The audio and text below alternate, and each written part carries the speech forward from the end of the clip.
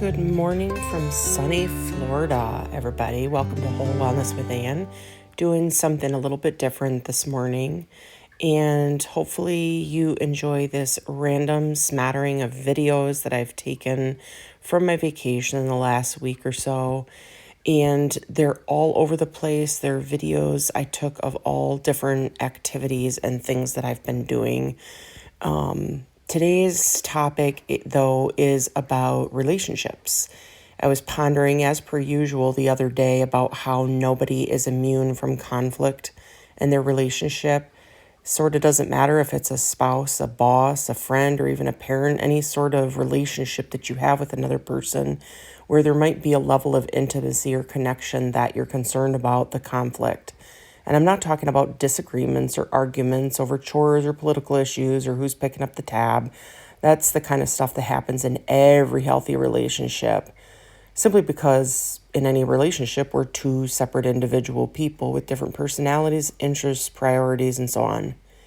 But we disagree, we may yell, we may not talk for an hour or so, we take some time to cool off, but then we come back together. And the goal is we talk things over, we compromise, we try to understand where each other missed the mark, what we didn't do, what we did do, and learn from the disagreements and arguments, and eventually agree that, between us, that this is what we need to move or do, and this is what we need to avoid doing moving forward to avoid this sort of conflict or disagreement again. So I'm not talking about those kinds of disagreements/arguments. I'm talking about conflict.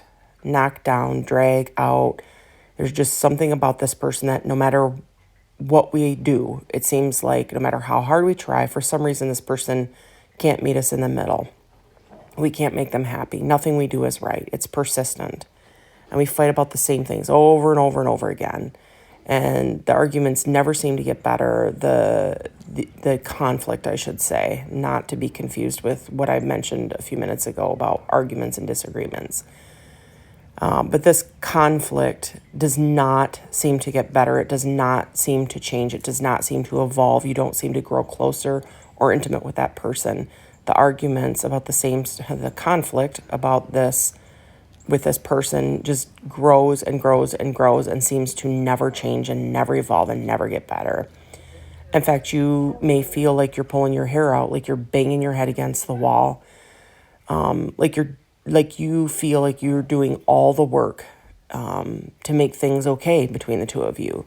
You listen to them, you try to meet their needs, but it seems like nothing is good enough. You sometimes may find yourself super confused by what their needs are because their needs keep changing and you can't make sense of what it is that they want from you or what they expect from you.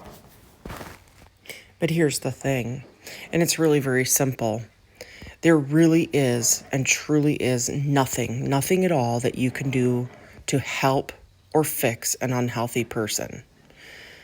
Now, I know we all know, we've said that a million times. The thing is, do we really and truly accept it? And here's the thing, pay close attention here. There's two key words and phrases that I just mentioned that I want to point out. Number one, we want a great relationship. We're trying to grow closer to the person. We're putting forth the effort. We genuinely want to understand and have this relationship get better. But a relationship is not one-sided. It takes two people. The other person in the relationship with you also has to want a great relationship and to make it work and to grow closer. They can say what they want. They can say they want to be closer. They can say they want a better relationship, but your responsibility is to pay attention to their effort. Of course, no one's perfect. People are going to mess up, but people aren't going to mess up the same thing over and over and over again. You want to pay attention to the person that's striving and working on learning to be better and do better, and who definitely shows improvement, whether it be over the course of days, weeks, or years. That's the first thing.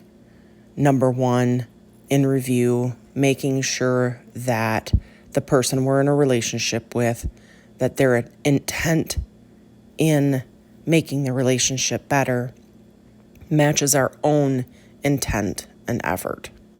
The second key phrase that I mentioned that we want to pay close attention to is, if nothing you ever do seems to satisfy or please the other person. And the first step with that is, firstly, we need to determine whether that statement is actually true or not. What I mean by that is we want to make sure that we're not just using negative self-talk to tell ourselves that nothing we do seems to be good enough. It's negative self-talk from our past, specifically, our past traumas. And once we establish whether or not it's just negative self-talk from our past traumas, or whether we can honestly and genuinely say that nothing seems to be good enough for this person, then what are we even doing with them? Furthermore, what are they doing with you? What are they getting out of this relationship if you're just constantly disappointing them? Here's a hint: manipulation. So if you have someone in your life that you genuinely and truly have constant conflict with and doesn't seem to want to improve the relationship, and those are the two key phrases, those are the two focal points, in my opinion, that we can focus on, then let's just not waste any more time. Let's look for a genuine relationship. Let's look for people to have in our lives that are going to be genuine, meaningful people that build us up, value us, and have mutually supportive, loving, kind, and respectful intent. I hope that has been helpful for you. Have an awesome day, guys.